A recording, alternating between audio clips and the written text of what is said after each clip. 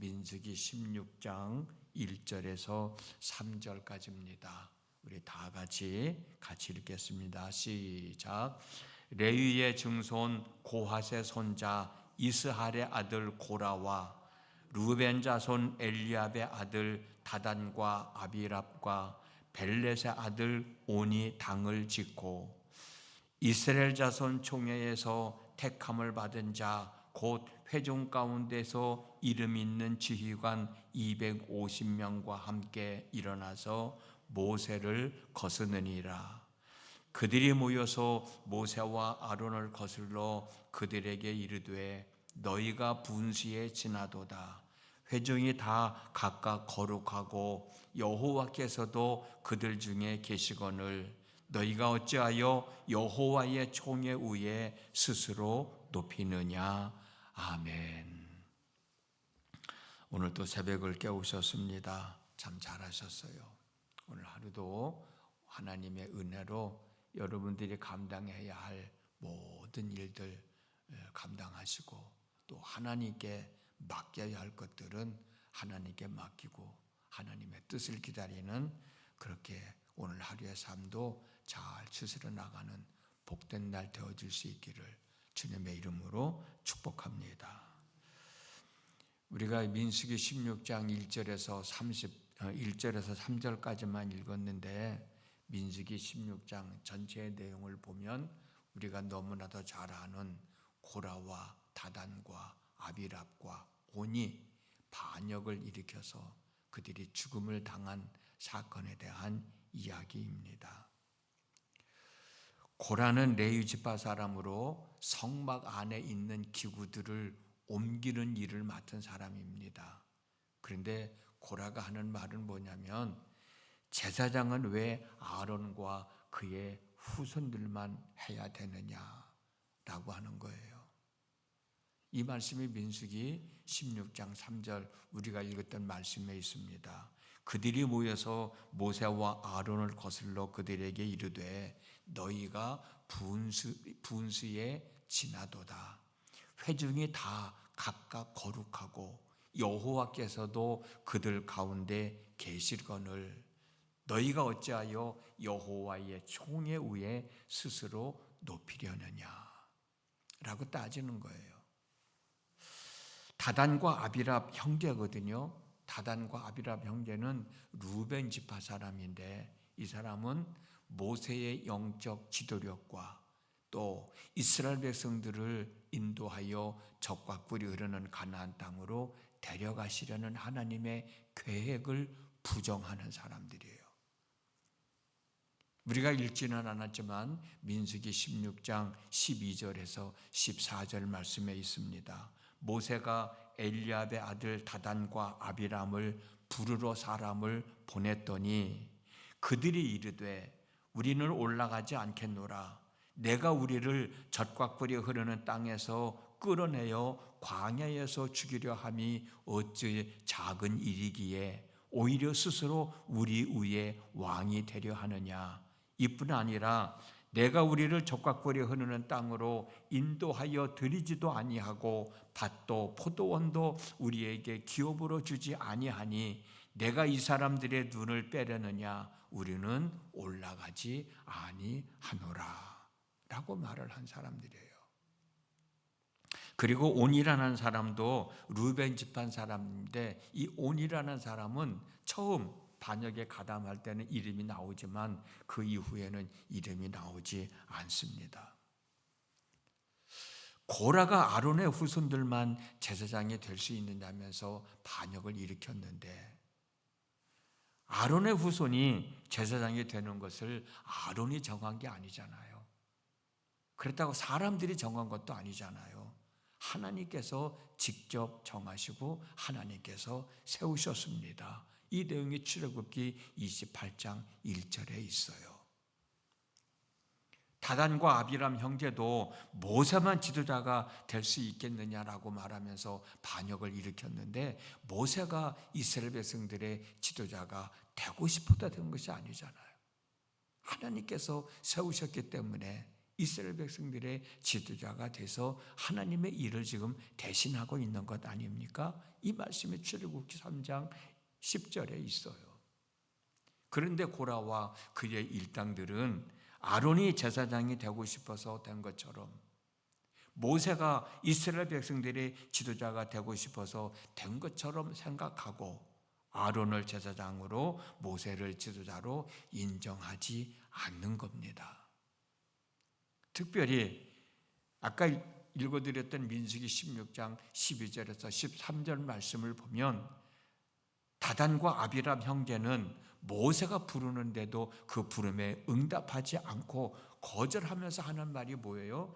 적과 꿀이 흐르는 땅은 하나님이 약속하신 가나안 땅이 아니고 노예 생활을 하던 땅, 자기들이 살 수 없어서 살려달라고 애원하며 부르짖었던 애굽이 바로 가나안 땅이라는, 적과 꿀이 흐르는 땅이라는 거예요. 그 땅에서 이끌어내서 우리들을 광야에서 죽이려고 하느냐고 그렇게 얘기하고 있잖아요. 16장 14절 말씀 한 번 더 읽어드릴게요. 내가 우리를 적과 꿀이 흐르는 땅에서 이끌어내어 광야에서 죽이려 함이 어찌 작은 일이기에 오히려 스스로 우리 위에 왕이 되려 하느냐라고 모세에게 대항하는 거예요. 결국 고라와 그의 무리들의 반역은 모세와 아론이 가지고 있는 지혜와 권력에 대한 탐욕이었고, 모세와 아론에게 신적 권위를 부여하신 하나님을 향한 도전이었던 거예요. 어찌 보면 모세와 아론에게는 엄청난 일을 앞에 두고 있는 겁니다. 그런데 여러분, 여기에서 우리가 분명히 알아야 될 것이 뭐냐면, 모세와 아론은 이 상황을 자기들이 해결하려고 하는 것이 아니라 하나님께 기도하며 하나님께 맡겼다는 겁니다. 우리가 살아가면서 우리도 감당하기 힘든 이런저런 일들이 일어나는데 그때 여러분들 어떻게 하셔요? 물론 기도하시겠죠. 물론 하나님께 맡기겠죠. 그러나 정말 우리가 하나님 앞에 얼마만큼 간절한 마음으로 기도하고 하나님께서 해 주실 것이라고 믿고 기다리고 있는가? 모세는 하나님 앞에 기도하면서 하나님께 맡겼어요. 이게 무슨 말이냐면, 모세는 누가 하나님으로부터 제사장으로 인정받은 제사장인지 제사장이 하는 일을 통해서 알아보자 라고 고라와 그의 일당들에게 제안을 한 거예요. 고라와 그의 일당들도 모세의 제안을 받아들였어요. 이 사람들이 하는 얘기가 뭐예요? 왜 제사장은 아론의 후손들만 되느냐라고 얘기하고 있는 거잖아요. 그러니까 모세가 하는 거예요. 그러면은 제사장이 하는 일을 우리 아론도 하고 너희들도 한번 해봐라. 그러면 누가 하나님의 세우시는지 알 수 있지 않을 거냐 아니냐. 고라와 그의 일당들도 모세가 하는 제안을 받아들였습니다. 이 내용이 우리가 읽지는 않았지만 민수기 16장 4절에서 7절까지 있어요. 무슨 얘기냐면, 번제단에서 향로에 불을 담아가지고 성막 안에 있는 분향단에 향불을 피우는 것은 제사장만이 할 수 있는 일이야. 모세는 제사장만이 할 수 있는 불을 담아다 옮겨서 성막 안에 분향단에 향불을 피우는 일을 한번 해보자. 누가 진짜 하나님이 세우신 제사장인지. 그래서 아론과 그의 일당들은 번제단에서 불을 담아 성막 안에 있는 분향단에 불을 지피려고 성막 문 앞에 서 있습니다. 이 내용이 민수기 16장 18절에 있어요. 그런데 결과가 어떻게 나타났습니까? 민수기 16장 31절에서 35절을 보면 땅이 갈라져서 고라와 그의 무리들뿐만 아니라 그들에게 동조했던 250명까지 다 죽임을 당합니다. 땅속에 묻혀 죽임을 당해요. 누가 해결해 주신 거예요? 하나님이 해결해 주신 겁니다. 여러분들 다윗에 대해서 잘 알고 있잖아요. 다윗은 자신을 죽이려고 하는 사울을 죽일 수 있는 기회가 2번씩이나 있었습니다. 첫 번째는 사울이 엔게디 동굴에서 볼일을 보고 있을 때였었고, 2번째는 사울이 십광야에서 누워 잠자고 있을 때였었어요. 다윗과 그의 부하들은 이 광경을 봤잖아요. 다윗의 부하들은 사울을 죽일 수 있는 아주 좋은 기회라고 사울을 죽이자고 합니다. 그때 다윗은 사울을 죽이지 말라는 거예요. 죽이지 않았어요. 다윗이 사울을 죽이지 않은 이유는 사울이 하나님으로부터 기름 부음을 받은 하나님의 세우신 하나님의 사람이었기 때문이라는 거예요. 사울을 죽이는 것은 내가 할 일이 아니라 하나님께 할 일이니 그것은 하나님께 맡겨야 된다는 거예요. 그 말씀이 사무엘상 26장 9절에서 11절에 있습니다. 다윗은 아비새에게 이르되 죽이지 마라. 누구든지 손을 들어 여호와의 기름 부음 받은 자를 치면 죄가 없겠느냐 하고, 다윗이 또 이르되 여호와께서 살아계심을 두고 맹세하노니 여호와께서 그를 치시리니 혹은 죽을 날이 이르거나 또는 전장에 나가서 방하리라. 내가 손을 들어 여호와의 기름 부음 받은 자를 치는 것을 여호와께서 금하시나니 나는 그의 머리 곁에 있는 창과 물병만 가지고 가리라 라고 얘기하잖아요.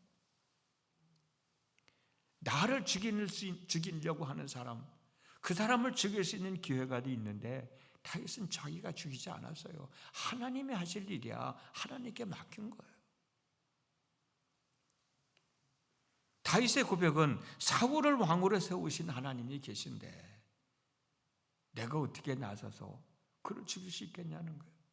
하나님이 해결하시도록 하나님께 맡긴 거예요. 하나님이 세운 사람은 하나님이 폐하시는 거고요. 사람이 폐하는 게 아니거든요. 다윗은 그걸 알고 있었던 거예요. 어쩌면 모세도 하나님으로부터 부름을 받고 하나님의 일을 하고 있지만 자기가 해야 할 일이 있고 하나님의 해야 할 일이 있다는 것을 알고 있는 거예요. 비록 고라와 그의 일당들이 지금 반역을 일으켜서 자기의 마음이 아프지만, 자기가 뭔가 하고 싶지만, 그래도 이것은 내가 할 일이 아니고 하나님이 하실 일이다. 하나님이 하실 일, 하나님이 어떻게 하시는지 한번 해보자 라고 제안을 했던 거 아닙니까? 하나님이 세우신 사람 잘못할 수도 있어요. 근데 그 잘못된 판단과 또 심판은 하나님이 하시는 일이지 사람이 하는 일이 아니거든. 다윗은 그것을 알았어요. 모세도 그걸 알았어요.